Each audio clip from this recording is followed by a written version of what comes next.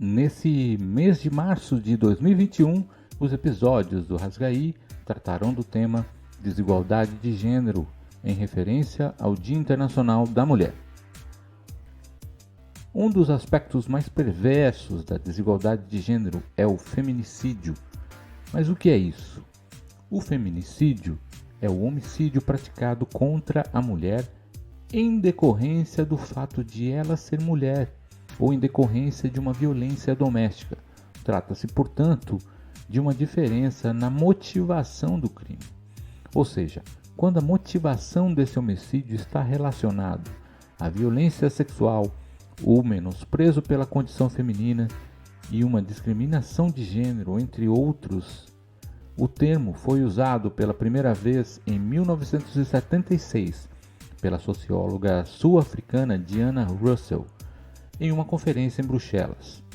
A lei do feminicídio foi promulgada no Brasil em 2015 e tipifica o crime como crime hediondo e, portanto, tem penas mais altas.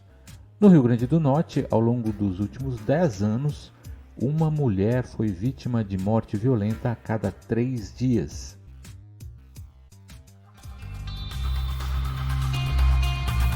O Rasgaí é o podcast do programa de pós-graduação em Demografia da UFRN.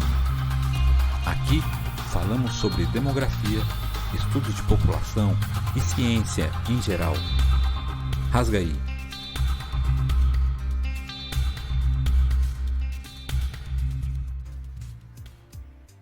E no episódio de hoje, último de uma série especial de 4 episódios do mês de março, vamos conversar com a docente do programa de pós-graduação em Demografia da UFRN, Karina Cardoso Meira.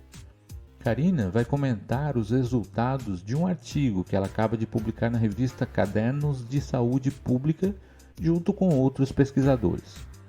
O artigo tem o título Efeitos Temporais das Estimativas de Mortalidade Corrigidas de Homicídios Femininos na região nordeste do Brasil. E o link para acessar o artigo e as informações dos autores estarão disponíveis na descrição do episódio. Seja bem-vinda, Karina. Como sabemos, é muito difícil obter dados que detalham as mortes por feminicídio. Como vocês analisaram os dados nesse artigo? Quando a gente faz estudos, comparando a tendência dos homicídios femininos, nós temos uma grande dificuldade em caracterizar o que é feminicídio, porque a maior parte dos registros de óbito, dos sistemas de informação que utilizam os registros de óbito, eles não nos informam se aquele homicídio feminino foi em decorrência de desigualdade de gênero. Por isso que a Organização Mundial da Saúde, ela nos autoriza a utilizar o total de homicídios femininos como uma proxy, como uma aproximação dos feminicídios. Interessante. Mas além disso, ainda tem alguma outra questão sobre os dados que vocês precisaram considerar?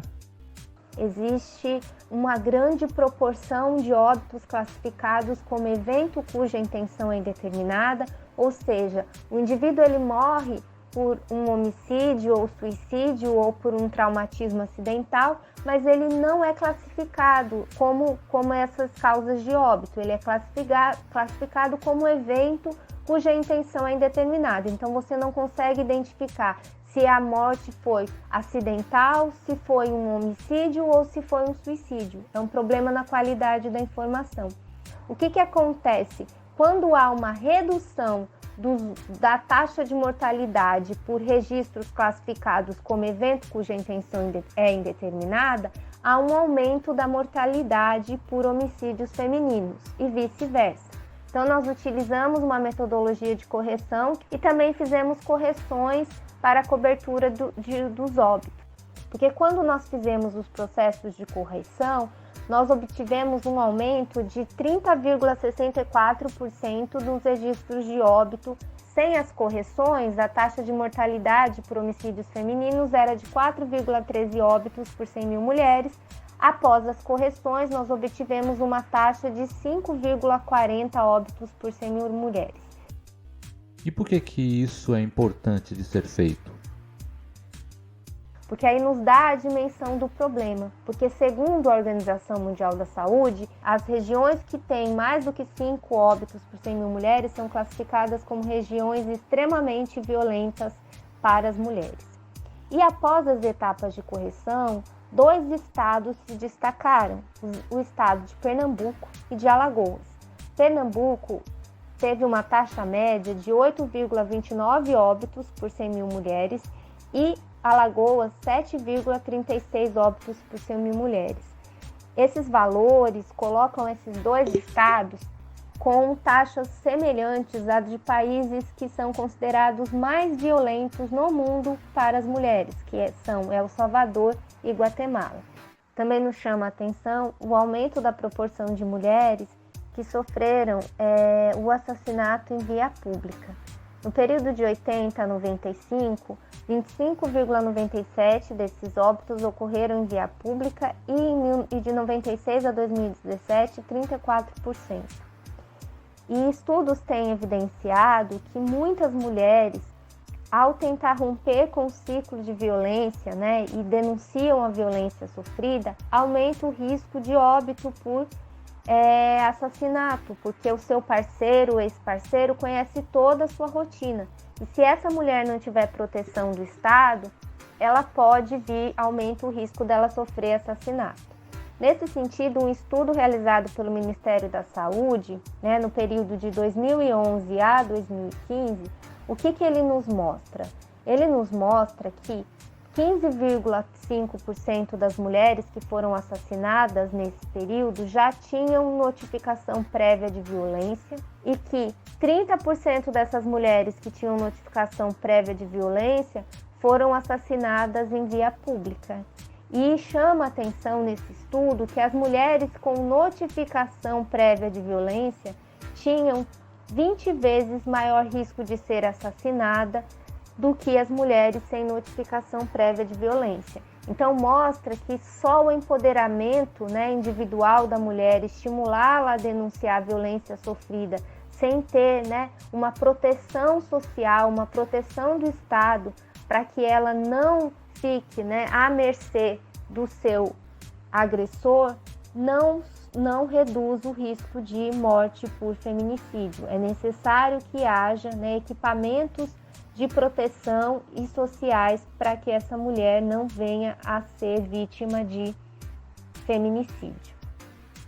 E em relação ao tipo de arma usada, quais as características desses homicídios femininos? Com exceção dos estados do Maranhão e Piauí, que a maior proporção de óbitos aconteceram por arma branca, por faca, nos outros estados e na região Nordeste como um todo, mais de 60% dos óbitos foram perpetrados por arma de fogo.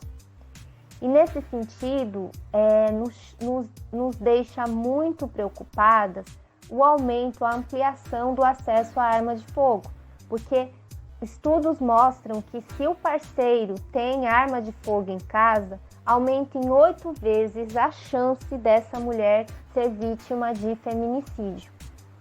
E até julho de 2020, quando foi publicado o Atlas da Violência pelo IPEA, o governo ele decretou 11 decretos, uma lei e 15 portarias do Exército que descaracterizavam o Estatuto do Desarmamento e incentivavam a disseminação às armas. E isso nos preocupa, porque a ampliação da disseminação de armas de fogo na população, estudos mostram que isso aumenta o risco de violência contra a mulher e também aumenta o risco de suicídio. De fato, essa é uma questão preocupante, não apenas para os homicídios femininos, mas para toda a sociedade. Em relação aos resultados apresentados na sua pesquisa, como está a situação do Nordeste e das suas unidades da Federação? No período de 80 até 2017, que foram os dados deste estudo, todos os estados da região Nordeste apresentaram tendência ascendente da mortalidade por homicídio feminino Pode ser questionado a melhora da qualidade da informação nesse período, porque nos anos 2000 houve mesmo uma melhora dos registros de óbito, mas neste estudo nós fizemos a correção dos óbitos e isso tende a controlar o efeito da melhora da qualidade da informação. Então, nós podemos suspeitar e sugerir que realmente esteja acontecendo o aumento da mortalidade por homicídios femininos nos estados da região Nordeste. As mulheres mais jovens, na faixa etária de 20 até 39 anos, são as mulheres que apresentam maior risco de morte por homicídio feminino. Da mesma maneira, o período a partir dos anos 2000, de 2000 até 2017, são os períodos com maior risco de morte por feminicídio, e nós esperávamos o contrário, com a Lei Maria da Penha e a Lei do Feminicídio, tínhamos uma hipótese que essas leis poderiam ter um efeito de período, promovendo a redução da mortalidade por homicídios femininos. No entanto, isso não aconteceu. Em todos os estados, com exceção de Sergipe, houve um aumento do risco de morte nos anos 2000 e também houve um aumento do risco de morte para as mulheres nascidas nas gerações mais jovens, a partir da década de 60. Tudo isso nos mostra, que as mulheres mais jovens que podem ter sofrido o efeito da revolução sexual dos costumes, que são mulheres que se inserem no mercado de trabalho, então por isso têm maior autonomia financeira e começam a questionar os papéis tradicionais de gênero. Existe um discurso que o empoderamento individual poderia ter um efeito de proteção contra os homicídios femininos, mas o nosso estudo e outros estudos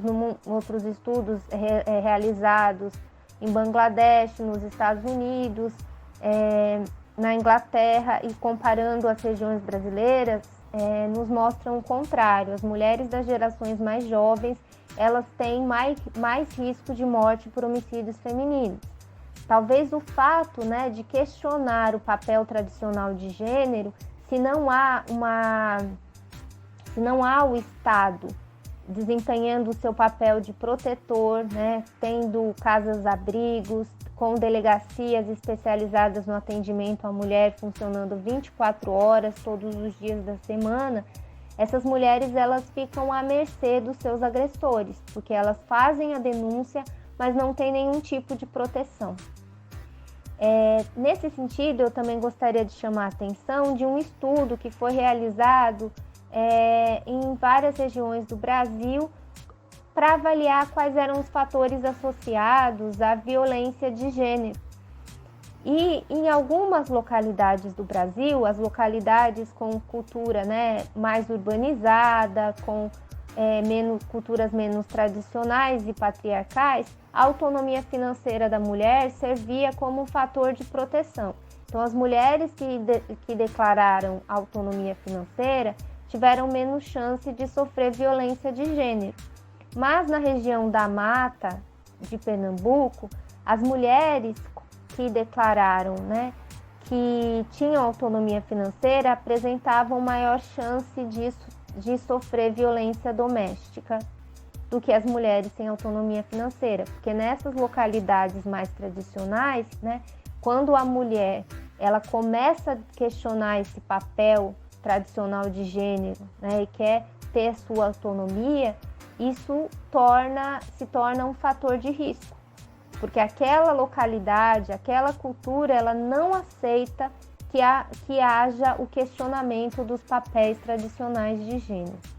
Alarmante essa informação que você nos traz. E quais são as perspectivas? Para os próximos anos, nós acreditamos que possa existir manutenção ou aumento dos homicídios femininos no Nordeste, porque não há uma sinalização do Estado em ampliar o financiamento para as estruturas de proteção social às mulheres em situação de violência.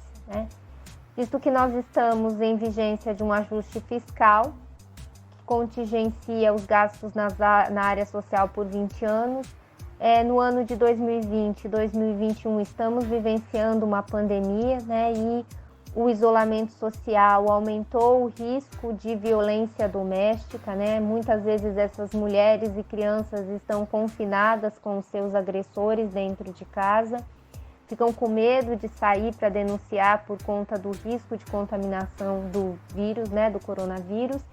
E além disso, nós temos percebido que o Brasil ele tem vivenciado um fenômeno que nós chamamos de backlash, no qual, sobre a influência do fundamentalismo religioso, declara-se guerra aos direitos das mulheres. E há uma defesa intransigente da manutenção dos papéis tradicionais de gênero, e isso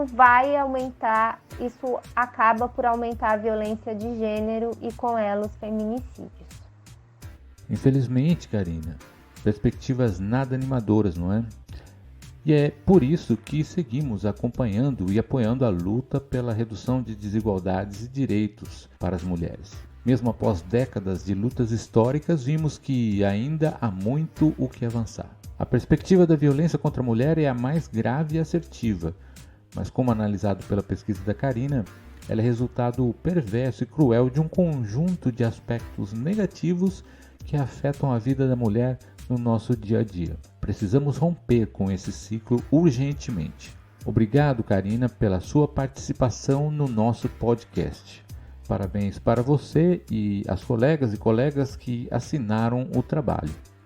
Finalizamos aqui nossa série de 4 episódios especiais sobre o Dia Internacional da Mulher. Mas, claro, não deixaremos de refletir e apoiar a luta pela redução das desigualdades de gênero. Também não se encerram aqui os episódios que discutirão aspectos da desigualdade de gênero a partir de uma abordagem da demografia e estudos populacionais. A você que está nos acompanhando, muito obrigado pela audiência e até o próximo episódio na semana que vem. Falaremos sobre a integração de dados populacionais e ambientais através de sistemas de informação geográfica, em um projeto que está sendo desenvolvido no campus do Litoral da Universidade Federal do Rio Grande do Sul e que, durante a pandemia, vem fornecendo um importante ferramental para a análise regional e espacial na pandemia da Covid-19. Ficamos por aqui, até semana que vem e um grande abraço. O Rasgaí é o podcast do Programa de Pós-Graduação em Demografia da UFRN. Aqui falamos sobre demografia, estudos de população e ciência em geral. Rasgaí.